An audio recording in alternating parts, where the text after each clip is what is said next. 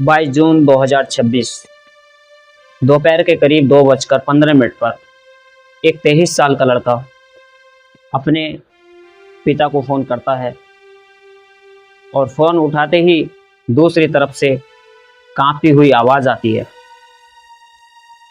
और आवाज़ जो आती है कि पापा यहाँ आग लग गई, हमें बचा लीजिए। उसके बाद फ़ोन पर सिर्फ चीख सुनाई देती है। एक बाप अपने बेटे को एक दिलासा देता रहा, बेटा घबराना मत, मैं आ रहा हूँ, बस कुछ ही मिनटों में मैं आपके पास पहुँच रहा हूँ। लेकिन शायद उस पिता को नहीं पता था कि यह उसके बेटे की आखिरी कॉल साबित होने वाली है। वो भागते हुए मौके पर पहुंचता है, लेकिन वहां पहुंचकर जो नज़ारा दिखाई देता है उसे देखकर उसके पैरों तले की ज़मीन खिसक जाती है। चारों तरफ अफरा तफरी मची हुई थी, हजारों लोगों की भीड़ जमा थी, आसमान को छूते हुए आग की लपटें थीं और उस आग के अंदर फंसे हुए थे दर्जनों छात्र जो अपने सपनों को पूरा करने के लिए कोचिंग ढूंढने आए हुए थे। कोई खिड़की से मदद मांग रहा था, तो कोई किसी तरह से आवाज़ लगा रहा था और कोई फ़ोन लगा रहा था। कोई अपने माता पिता को आखिरी बार फ़ोन कर रहा था और कोई भगवान को याद कर रहा था। तो कई धुएं के बीच जिंदगियां और मौत की लड़ाई लड़ रहे थे। लेकिन सबसे दर्दनाक दृश्य तब सामने आया जब वही पिता अपने मोबाइल में अपने बेटे की फ़ोटो देखकर जो है और सबको दिखाता रहा और हर एक इंसान से पूछ रहा था, क्या आपने इसे देखा है, क्या आपने मेरे बेटे को देखा है, क्या वो बाहर निकल आया, क्या किसी को उसके बारे में कुछ पता है।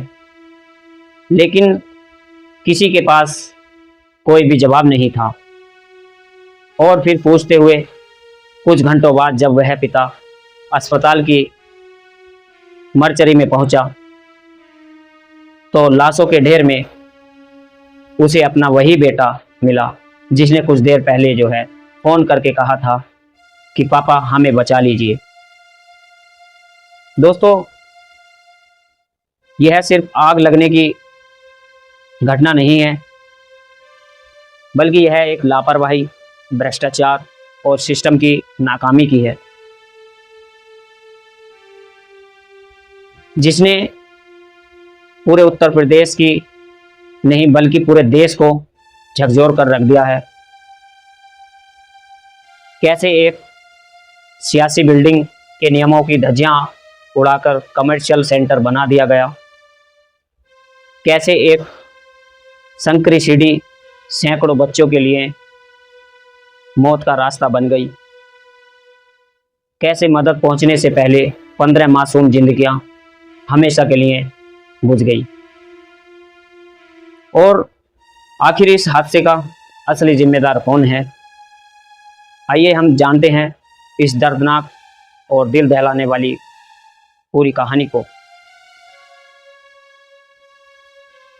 तो दोस्तों, नमस्कार, आदाब, सत श्री अकाल। मैं सुंदर कुमार आज की जो इस सच्ची घटना को सुनाने जा रहा हूँ, इस सच्ची घटना को इस कहानी के माध्यम से जानने की कोशिश करते हैं।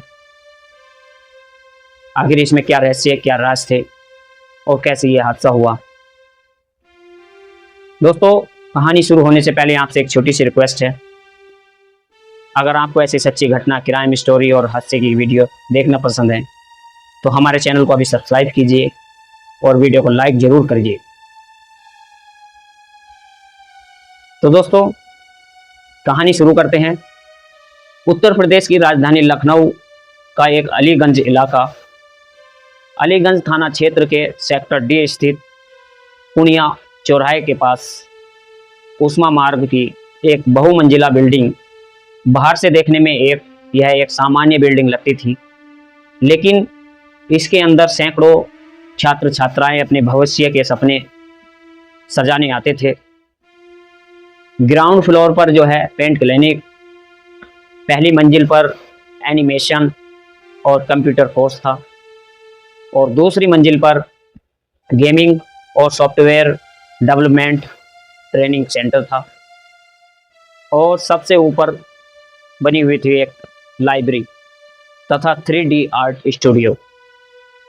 हर दिन यहाँ बच्चों की भारी भीड़ रहती थी, लेकिन इसी पूरी बिल्डिंग में एक बहुत ही बड़ी कमी थी। बाहर निकलने के लिए सिर्फ एक संकरी सीढ़ी, जो किसी बड़े हादसे की स्थिति में मौत का जाल बन सकती थी।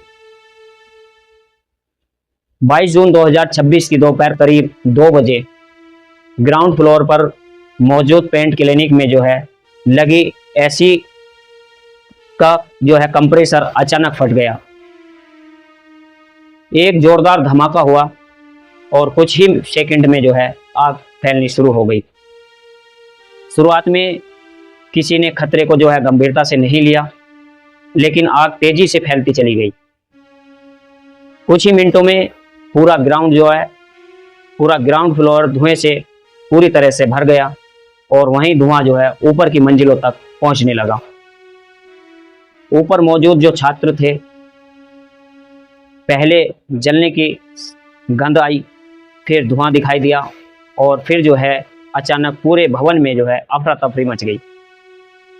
बच्चे नीचे भागना चाहते थे, लेकिन नीचे जाने का रास्ता धुएं और आग की लपटों से जो है पूरी तरह से भर चुका था। संकरी सीढ़ियां पूरी तरह से जाम हो गई थी। कुछ छात्रों ने खिड़कियां तोड़ दी, कुछ ने बाहर कूदने की कोशिश की और कई छात्र जो है गंभीर रूप से जो है घायल हो गए। इसके बाद कुछ छात्र जो है बाथरूम में छिपे हैं। बाथरूम में छिपकर उन्होंने अपनी जान बचाने की कोशिश की। उन्हें लगा कि शायद वहां धुआं पहुंच नहीं सकता और वह धुएं से बच सकते हैं। कुछ ने अपने माता पिता को फोन किया और कुछ ने पुलिस और फायर ब्रिगेड को भी कॉल किया, लेकिन वक्त तेजी से निकलता जा रहा था। इसी दौरान 23 वर्षीय सुखमणि ने जो है अपने पिता प्रभु ज्योति को फोन किया और रोते हुए कहा, पापा यहाँ आग लग गई है, हमें बचा लीजिए। लेकिन यह उसके जीवन की आखिरी बातचीत साबित हुई, क्योंकि हादसा इतना दर्दनाक था कि उन्हें बचने की कोई गुंजाइश नहीं दिखाई दे रही थी। बाहर लोग इकट्ठा होने लगे, मदद की गुहार लगाई जाने लगी, लेकिन आग लगातार बढ़ती जा रही थी। कई प्रत्यक्षदर्शियों ने जो है राहत और बचाव दल को पहुंचने में काफ़ी समय लग गया। जब तक दमकल और बचाव टीम अंदर पहुंची, तब तक बहुत देर हो चुकी थी और उसी देरी के कारण दीवार तोड़कर जो है अंदर प्रवेश किया गया जैसे। और फिर जो दृश्य सामने आया, वो दृश्य इतना दर्दनाक था कि उसे देखकर हर कोई सन रह गया। अंदर कई छात्र बेहोश पड़े हुए थे, कई की जान जा चुकी थी, कुछ दम घुटने से जो है जान गंवा चुके थे और एक एक करके सबको बाहर निकाले जाने लगे और गिनती बढ़ते बढ़ते 15 तक पहुंच गई।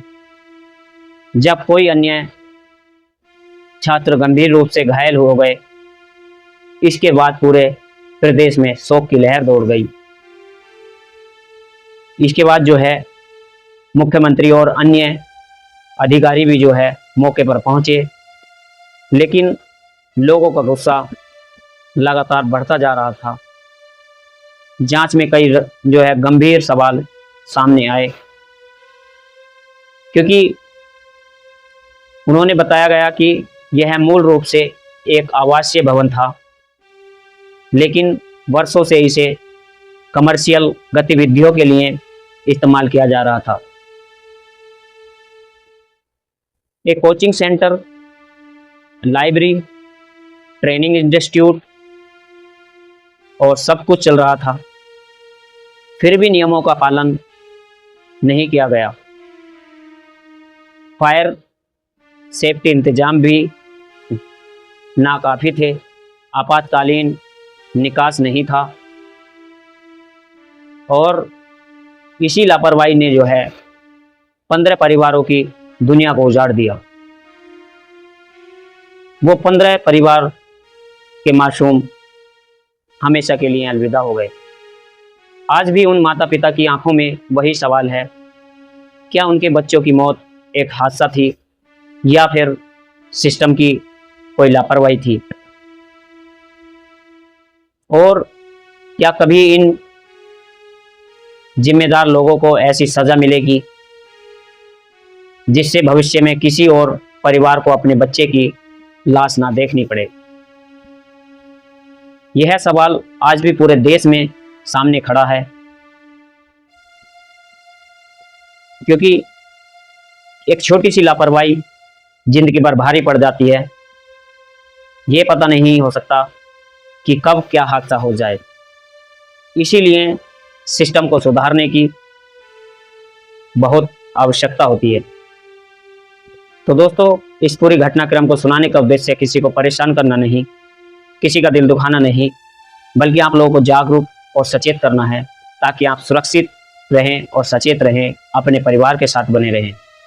तो दोस्तों, कहीं कहीं सिस्टम भी फेल होता है, तो हमें भी अपनी जागरूकता रखनी चाहिए और कई ऐसी हादसों से बचने में कामयाबी हो सकती है। तो दोस्तों, बने रहें हमारी वीडियो के साथ। जय हिंद, जय भारत।